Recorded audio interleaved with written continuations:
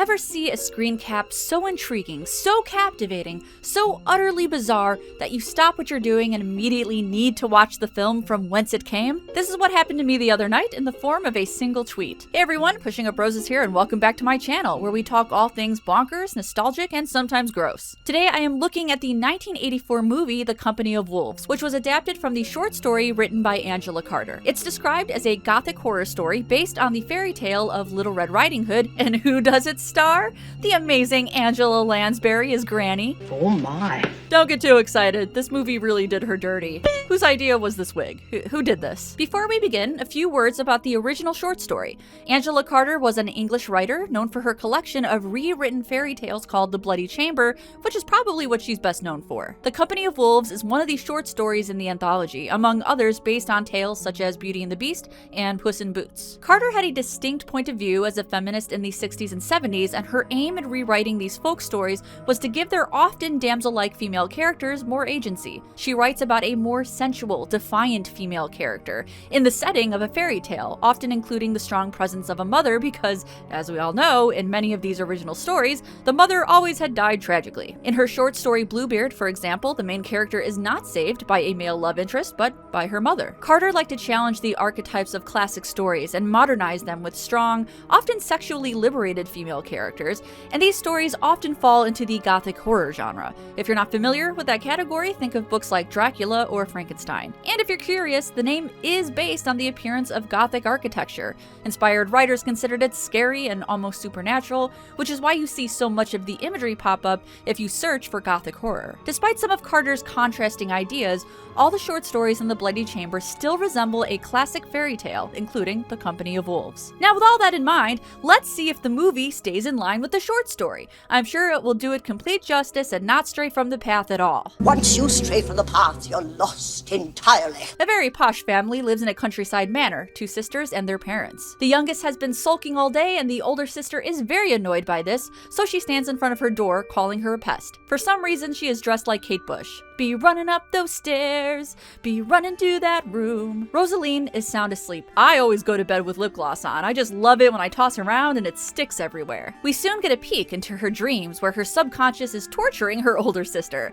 She is first terrorized by these dolls who just seem to want a hug, hello, and then by cute little rodents. Considering she called her sister a pest, I think having her chased by what a lot of people would consider a pest is apt. Jesus Christ, I would also have nightmares if I had dolls like this all over my room. Her sister is then chased by a pack of wolves with glowing red eyes. They manage to corner her up by some trees, and in the most unexciting death scene ever, she dramatically crumples to the ground. The scene does a pretty decent job portraying a dreamlike setting where some things make sense and some things don't.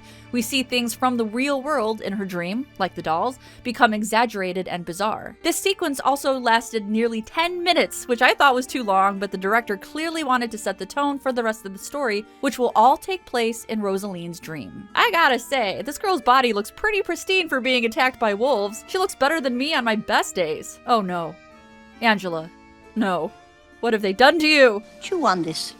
It'll keep your mind off things. I know your sister was just killed violently by a pack of furious beasts, but do you fancy a gingerbread man? Your only sister.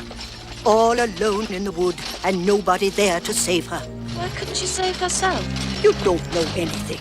Not an answer to the question, but cool. So what you're going to notice in this story is that Granny represents this idea that women, especially younger, are weak and susceptible to danger. Granny acknowledges that men can be predatory, but she also insists that if you are a woman, you shouldn't stray from the path. You cannot protect yourself. It is just easier to live uneventfully. Don't stray from the path, girl. Rosaline often challenges this notion, seeing no reason as to why she can't make her own choices and defend herself if necessary. It's interesting to me that Granny seems to be a formidable woman, not willing to put up with anyone's bullshit, let alone a man's bullshit. She thinks her cautious nature is smart and clever, even though it goes to such an extreme that she believes young women like Rosaline just need to stay in their own lane, just behave, and all will be well. She talks about wild beasts and how if you take one wrong step, they pounce, placing blame not on the beast, but on the girl who made a wrong move, and if you don't learn, you'll end up dead or worse. It's very much making the comment that women are taught to simply be careful versus trying to teach the men or strangers that wronged them. She is so ornery that in this society, men are literally animals who don't know right from wrong, so she is intent on behaving well, and her life is built on that foundation. Never stray from the path, never eat a windfall apple, and never trust a man whose eyebrows meet. Granny tells Rosaline that wolves can come in many disguises. The wolf that ate your sister was hairy on the outside. Wait, she wasn't eaten. She was barely touched. Why did she say that? Listen. Once upon a time. Oh god. The film is narrated via stories told by Granny and later by Rosaline. They are cautionary tales about trust, much like its source material of Little Red Riding Hood. These are just more adult. Granny's tale is about a woman who marries a traveling man she knows little about, whose eyebrows meet in the middle. Their wedding night starts off well. My little brother's idea of a joke. Yes, the old hedgehog in the bed prank. The guy nearly steps on the poor little creature and... Did he just chuck that hedgehog out the door? And did it thud? Before they can consummate the marriage, the groom decides he needs to go outside to pee. The bride waited all night, but her husband never returns. When she hears howling outside, she is certain he was eaten by wolves, so she moves on. Is it just me, or is Granny not actually knitting anything? The story continues. As you can see here, we've spotted the Bigfoot in his natural habitat. Nope. Just a guy. Yes, her former husband comes back years later, and naturally she is shocked. Unfortunately, so is he. He accuses her of being unfaithful, turns into a wolf, and attacks her. Her real husband comes home, and he kills him. Well, now the milk is ruined. I mean, maybe if we drink around it? When the woman feels bad about his death, her husband abuses her. And don't worry, I'm not ignoring any of these effects. We will get to them, I promise. The moral of the story is... Animals. All wild animals. Basically, just stay away from men with unibrows, okay? There are 3 other stories in this film, woven between Rosaline's narrative. The second tale, told by Granny, is about how a man with brows that meet in the middle meets the devil in the woods, and the devil gives him this serum. Now use it wisely. I mean, how do you use it unwisely? I think it really only has one use. The young man rubs the serum onto his chest and it turns him into a werewolf. I cannot get enough of this expression. That is amazing. It's like the girl's expression from The Ring. The next story is told by Rosaline to her mother. It's a little reminiscent of Beauty and the Beast. She explains that maybe it's not the wolves' fault that they are how they are. Perhaps they were made that way. Yes, it is suddenly very nature versus nurture. We're shown a wedding scene with a bunch of obnoxious rich folk, which is soon crashed by a witch. The groom had gotten her pregnant and abandoned her, so she turns the entire wedding party into wolves. This was written for the movie, by the way. It is not in the original short story. The final tale is also told by Rosaline, about a she-wolf who ventures out from her secluded home in a well. Though not wanting to hurt anyone, she is shot by someone in the village. She is tended to by the town priest, showing him her human form, and her wound heals, but she decides to go back to the safety of the well below. In between these tales, we follow Rosaline on her journey to womanhood, and it's mostly told in metaphor and symbols. The red shawl, the color of blood, is meant to represent menstruation, and is later expanded on when Rosaline finds a nest of robin eggs that hatch small baby figurines. She flirts with the idea of dating a boy from the village, but overall finds him childish and clownish and does not reciprocate his interests. There are also many symbols that represent temptation, deception, strength. Granny has what I think is a mongoose because it's only shown when there is a snake nearby. The snake represents the cold-hearted man, the mongoose represents the battle against him. There are also many frogs scattered throughout the film, and I think it's obvious that the filmmakers are shining a light on them on purpose. I read this as another fairy tale reference. Frogs are often princes, after all. Another theme we see a lot is a loss of innocence, shown through Rosaline discovering things like makeup, red lipstick to be exact. Rosaline is no longer a little girl. She is a woman who will soon have to learn to defend herself against vicious beasts. At least, that's what Granny would tell you. Animals. All wild animals. Rosaline is fearless and curious. She often strays from the path. During a walk through the woods, she runs into a huntsman with eyebrows that meet in the middle, and despite Granny's warning, and despite the fact that he clearly has designs on her, she sits and talks with him, finding herself curious about the man's intentions. He makes a bet with her. If he can get to Granny's house before her, she owes him a kiss. Have I mentioned that this actress is 12 yet? Yeah, this actress is 12. This actor is 40. Not loving that. Because the huntsman has a compass and, is obviously a werewolf, he makes it to Granny's house before Rosaline. Granny puts up a good fight, but the wolf literally karate chops her and her head goes soaring, shattering into a million pieces as it smashes against a wall. I know, it's weird, but remember, this is still a dream. Weird things happen in dreams. I just dreamed last night that I was romantically linked to Eminem, so... Rosaline gets to the cottage and sees hair in the fireplace, realizing that that was all the wolf had left of her dear old grandmother. She is rightly hesitant to trust the wolf, though she doesn't seem too fraught over her granny's death. I guess I don't blame her. Granny was a little off her rocker. Don't I deserve a kiss for my story? Ugh. I love the company of wolves. He did it! He said the thing! Rosaline gets a hold of the wolf's gun and shoots him, wounding him. He softens a little. She starts to come around to him, and he asks if he will keep her end of the bet and kiss him. Again, this actress is 12. She's 12. She's 12. She feels his teeth through his mouth and freaks out, shooting him and triggering him to transition into a werewolf. Okay, now we can talk about the body horror. It is something else. Like, why the tongue? Why the tongue thing? What is that? When people turn into a werewolf, they shed their skin, and an animatronic wolf pops out. Look at him! He's just a weird little guy. Honestly, I was a little taken aback by how gory this film got, but ultimately got used to it because of how corny the effects were. I mean, look at this.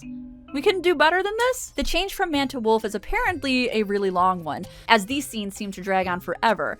I'm not sure they really add to the film. It feels like I stepped out of the movie Dracula and into the movie Hellraiser. Rosaline feels bad for hurting the wolf, and that's when she tells her final story about the shunned she-wolf. In the end, she herself turns into a wolf and runs away with the huntsman. It is meant to be empowering, and hey, I kinda dug it. This would have been a very good conclusion, but it's not. This signifies the end of the dream, and we're brought back to reality. Oh, there goes gravity. The real Rosaline wakes up to a wolf crashing through her window, and it's implied that she is attacked as she screams out in terror. As I watched this conclusion, I thought, what the hell is this? The entire film is about Rosaline being fearless, coming into womanhood, making her own choices, challenging the notion that female characters in gothic fiction and fairy tales are weak and modest, and this is how the movie ends? With her in peril? I was a bit confused and frustrated by this, so I did read the short story by Angela Carter. The ending is very different. The story is broken up into 4 mini-stories, this one being the last, told by an omniscient narrator. It is heavily implied that the girl, who is nameless, wants the huntsman to kiss her, so she purposefully dawdles to ensure his win. He does indeed get there before her, eats Granny, and waits for the girl's return. When she gets there, she realizes what has happened, but remains fearless. She approaches the werewolf, who is in human form, and strips all of her clothes off. She remarks on his big teeth, and he does say that classic line, "the better to eat you with." A veiled threat, but she laughs in his face, removes his clothing, and seduces him willingly on the bed where her granny's bones lay rattling underneath. The story ends with the line, "See, sleep and sound she sleeps in Granny's bed, between the paws of the tender wolf." A very appropriate ending, seeing as though Carter commonly wrote about clever women, bad girls, and cunning enchantresses. In the short story, there isn't another narrative about a girl named Rosaline,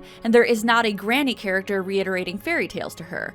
That final tale about the girl seducing the wolf was expanded on and made into the main plotline for the entire film, that being a young girl has fallen asleep and dreams the entire thing. It's a nice way to adapt the source into a film. I think it works in regards to pacing, character development, and I think it's even shot nicely. The added elements don't feel out of place, but the ending of this film completely annihilated the entire point of Rosaline's character and the story being told. Now, as I said before, this actress is 12. The filmmakers were going to cast a 16-year-old so they could emphasize some of these sexual overtones, but Sarah Patterson blew them away with her performance, so she was cast and the script was rewritten. There were some sensual moments in the film, but overall, Patterson's acting was more subdued. Instead of embracing the wolf, she joins a wolf pack and begins a new journey with them. That would have been a fine ending. She chooses to go with the wolf, her agency is still there, it can still symbolize power and strength. It makes sense. Then it all gets ruined by her waking up from her dream and getting attacked. She has no agency, she's terrified,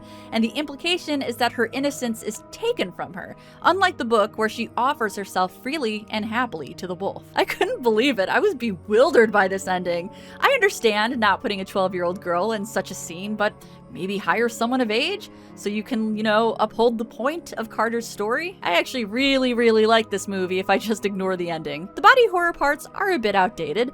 The acting was interesting, but it really does hit the vibe of a fairy tale mixed with gothic fiction.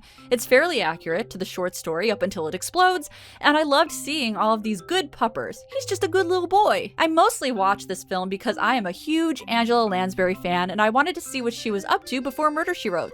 Turned out she was pulling weird faces in the company of wolves. And now for some fun trivia. You've probably already noticed that most of the so-called wolves in this film are dogs, specifically Belgian shepherds. However, there are two real wolves, one at the end of the film and one in the middle in a scene where villagers are setting a trap to capture one. This moment is also in the short story, where a duck is used as bait. During filming, the wolf approached the duck as instructed, but ran away after the duck quacked. Wolf was like, "I don't know what that thing is, and I do not like it." The wolf would not come back to shoot the scene after that, so it had to be reshot with a different wolf the next day. And as a final tidbit, director Neil Jordan liked Angela Lansbury so much in one of her previous films, The Manchurian Candidate, that he offered her and only her the role of Granny. Good choice, Neil. She is perfectly weird in this role. They say the priest's bastards often turn into wolves as they grow older. And that, my friends, is the bonkers movie that is The Company of Wolves. I hope you do watch it, but keep in mind this video is heavily edited and censored, and the movie does get quite a bit more gruesome. It's fake-looking gore, but it's gore regardless. If you have a suggestion of a movie you are dying to see me talk about for any reason at all, leave me a comment. It's how I choose what content to review. I think an interesting thing to do would be to cover all of the werewolf films from the 1980s. It was quite the craze back then. You remember this one? With Jack Nicholson and Michelle Pfeiffer? Weird. And until next time, stay spooky. Hey everyone, thanks for watching my breakdown of The Company of Wolves. I really hope you enjoyed my commentary. If you want to see more from me, I have a lot on offer, but first, a huge thank you to my patrons who help keep this channel afloat. If you're interested in supporting me and my Angela Lansbury obsession, please consider donating a few bucks. If not, likes and shares are the second best thing. If you want to see more Angela Lansbury content, I have a couple suggestions on the screen. On the left is a comedic riff and breakdown of an episode of Murder, She Wrote, and on the right is yet another episode of Murder, She Wrote. It's like that's my channel's main series or something. Thanks again for watching, and as always, I will see you in the next one.